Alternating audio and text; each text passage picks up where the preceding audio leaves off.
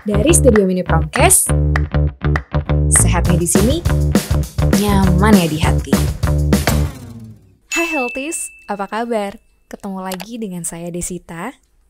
Di tengah kasus COVID-19 yang kembali naik, Studio Mini Promkes berusaha tetap menghadirkan konten edukasi melalui podcast yang direkam khusus dari rumah masing-masing.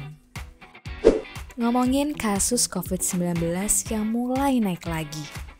Mungkin para healthies ada yang sempat bertanya-tanya nih, kok bisa kena COVID sih?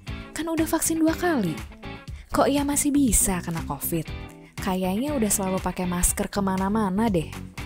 Kira-kira apa sih yang membuat jumlah kasus ini bisa naik lagi? Kan udah divaksin.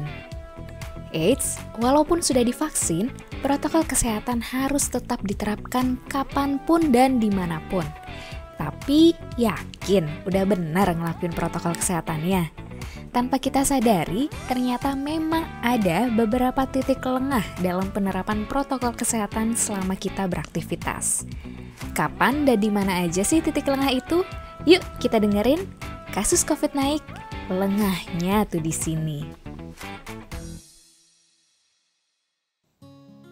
Kalau Mei nih ya, diceritain sama suami. Jadi dia itu lagi kerja ngaudit di salah satu toko di pusat perbelanjaan.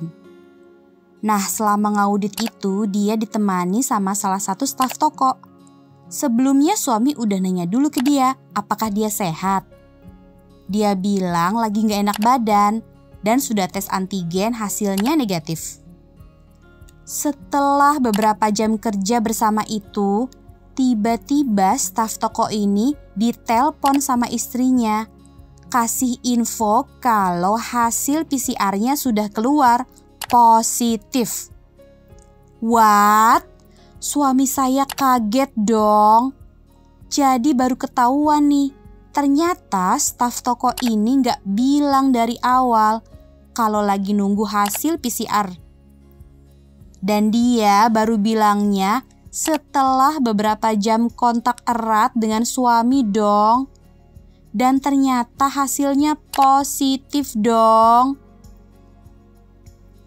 Jadi ya ternyata mungkin di luar sana itu ada beberapa orang yang sambil nunggu hasil PCR-nya keluar, bukannya isolasi mandiri, malah pergi-pergi.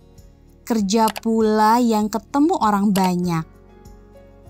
Makanya Mei selalu ingetin suami nih, kalau dari mana-mana itu, entah itu pulang kerja atau cuma dari warung doang, harus langsung wajib kudu gak pakai nawar untuk langsung mandi dan ganti bajunya.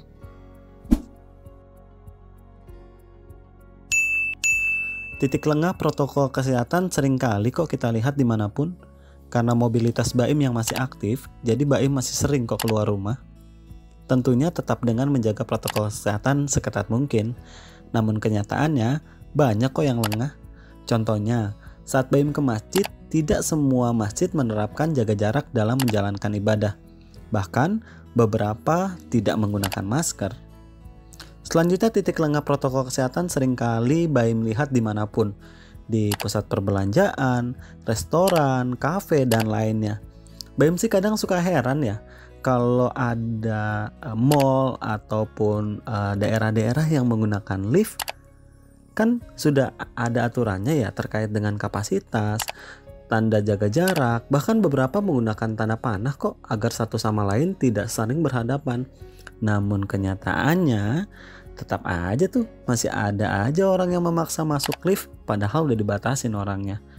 Dia pas di lift gak mau ngadep sesuai tanda panah juga. Begitupun di tempat makan, kafe, dan tempat nongkrong lainnya. Gak ada yang salah sih ya sebenarnya dengan nongkrong, kumpul-kumpul, bahkan makan bareng dengan teman-teman. Tapi ya you know lah, jaga jarak tidak diperhatikan, masker dilepas, bahkan ketika setelah makan masker tidak dipakai. Mereka lanjut ngobrol dan ya pada akhirnya protokol kesehatan pun abai. Tapi itulah kenyataan yang terjadi di beberapa lokasi yang menurut Baim sih masih lengah secara protokol kesehatan. Nah kalau Desbol sendiri nih ya, suka deg-degan deh ya kan. Kalau nih, let's say kita lihat gitu kan di taman-taman gitu, tetangga-tetangga itu anak-anak kalau lagi ngumpul main gerombolan di taman, di depan rumah, lari-larian tuh bareng-bareng, nggak ada yang pakai masker. Jadi suka penasaran kan, itu orang tuanya yang mana ya? Ya kok iya bisanya nggak ngingetin. Apalagi kalau ternyata dia punya pengasuh, mbak babysitter yang ikutan main, nemenin main, sama-sama nggak pakai masker. Pengen banget ditegur gitu langsung kan. Kok nggak pakai masker sih mbak? Gitu. Tapi itu cerita juga sih. Jadi ceritanya kayak sekarang nih aku lagi isoman, ketularan dari si mbak. Nah si mbak ini tuh melanggar gitu. Jadi kalau udah ada rulesnya di rumah, bawa anak pergi main keluar atau naik sepeda didorong keluar, itu harus pakai masker. Nah dia dengan santainya pakai masker dari rumah, tapi ternyata sampai di TKP dibuka dong dan dia berkontak erat sama salah satu satpam yang positif. Aduh, kita orang serumah jadi positif juga kan. Gemes deh ya. Atau pernah gak sih ngalamin misalnya gitu ya kan, kita ke minimarket deket rumah kayak di mana gitu, terus antri dong ya, bayar di kasir. Pakai protokol kesehatan kan harusnya kita jaga jarak tuh.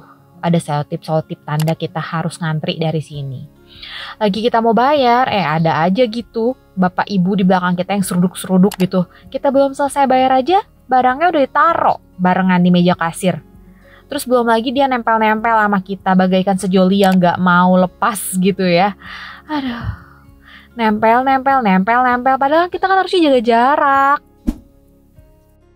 Ada juga nih kantor-kantor yang udah memberlakukan WFA, itu kan udah sesuai dengan anjuran pemerintah. Tapi ternyata ada beberapa juga nih oknum di beberapa perusahaan, termasuk salah satu perusahaan suami temenku, dia cerita udah setahun lebih dia tuh tidak ada WFH. Artinya dia masuk terus. Even dia bukan bergerak di bidang yang kritikal gitu ya, yang memang disuruh masuk gitu. Nah, belakangan ini dalam situasi Omicron yang sangat-sangat memuncak, akhirnya diberlakukanlah WFH. Mungkin mereka juga takut ya dengan aturan pemerintah. Tapi yang lucunya, itu hanya berlaku untuk beberapa dinas tertentu. Sementara dinas yang lain yang mungkin menghasilkan uangnya lebih banyak, menguntungkan, itu disuruh masuk terus. Nah, bahkan ada isu yang terkininya tuh katanya semua strukturalnya itu harus masuk. Kan lucu aja ya, emang ada ya struktural jadinya kebal sama Omicron. Nah satu lagi nih biasanya dialami oleh para ibu-ibu muda atau ibu-ibu juga sih semuanya. Kadang kita akan butuh bantuan ya, apalagi mungkin working moms gitu kan ya, kita masih butuh bantuan. Cari mbak yang nginep susah minta ampun gitu. Terus akhirnya kita mau gak mau dengan keterpaksaan berbagai hal gitu ya, kita masih butuh bantuan. Akhirnya kita hire ART pulang pergi. Yang mana sebenarnya tuh kita nggak tahu dia tuh ketemu siapa di sana, terus dia pakai masker nggak pergi pulangnya. Itu tuh aduh titik lengah banget sih itu. Itu risky banget ya nggak sih? Resikonya tinggi gitu karena kita nggak tahu dia tuh ketemu siapa, di rumahnya dia sehat atau terus kemudian dia kerja ke rumah kita, pegang-pegang apa di rumah kita, balik lagi, dan itu berlaku misalnya setiap hari atau seminggu 3 kali. Itu bener-bener resiko tinggi sih. Nah, ternyata di situ titik lengahnya. Kalau Desita sih kadang suka takut ya ngelihat orang lagi pada kumpul-kumpul di acara kondangan atau di acara arisan. Iya, memang sih namanya kumpul bareng teman dan saudara pasti seru banget kan ya. Apalagi kalau udah lama gak ketemu. Aduh, udah pasti banyak banget yang mau diobrolin alias gak cukup nih kalau cuma 1 jam atau 2 jam. Apalagi kalau ketemunya sambil makan-makan. Betul apa betul? Tapi ingat harus tetap jaga protokol kesehatan ya Haltis. Terus Desita juga pernah nih dapat cerita dari teman terkait dengan tempat vaksinasi. Karena minat vaksinasinya alhamdulillah tinggi, jadi terkadang hal ini bisa memicu kerumunan juga. Nah, Haltis bisa kok tetap divaksin tapi aman, nyaman, dan terhindar dari kerumunan. Caranya gampang, Pertama, bisa dicek dulu nih tempat vaksinasi yang akan dituju. Misalnya, untuk cek antriannya apakah sepi atau panjang banget. Terus penerapan protokol kesehatannya gimana? Nah, yang kedua, kalau sudah berdesakan, jangan maksa untuk vaksin di hari itu. Jadi coba nih untuk daftar di hari yang lain atau bisa juga cari alternatif di tempat lain. Karena kan sekarang sudah banyak ya tempat vaksinasi yang disediakan. Dan yang terakhir, simple banget. Coba datangnya lebih pagi lagi ya untuk menghindari antrian yang panjang. Nah, vaksin emang bisa meningkatkan kekebalan tubuh kita terhadap COVID-19. Tapi bukan berarti kita jadi tidak bisa tertular dan menularkan virus COVID-19. Penerapan protokol kesehatannya juga harus dilakukan dengan memperhatikan titik lengah yang tadi sudah kita dengarkan bersama. Dan juga buat teman-teman yang kadang suka tes swab nih.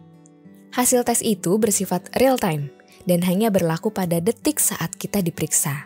Jadi jangan gara-gara kemarin hasil tes kita negatif, terus hari ini kita jadi kendor deh dalam menerapkan protokol kesehatan. Oke Healthies, sekian dulu nih episode Studio Mini Promkes kali ini.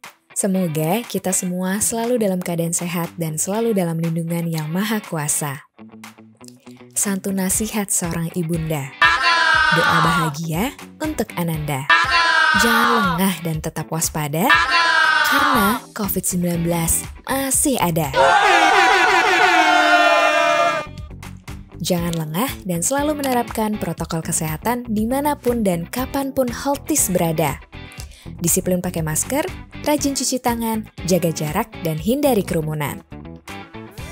Ikutin terus ya podcast Studio Mini Promkes. Buat Healthies yang belum dengerin episode Studio Mini Promkes sebelumnya, bisa langsung cek ke Spotify kita di Studio Mini Promkes. Dan juga biar selalu update nih dan gak ketinggalan informasi terkini dari Direktorat Promosi Kesehatan, boleh banget follow akun kita di Instagram @dit.promkes dan subscribe YouTube kita di Direktorat Promkes dan PM Kemenkes RI. Salam sehat, bye-bye. Dari Studio Mini Promkes, sehatnya di sini, nyaman ya di hati.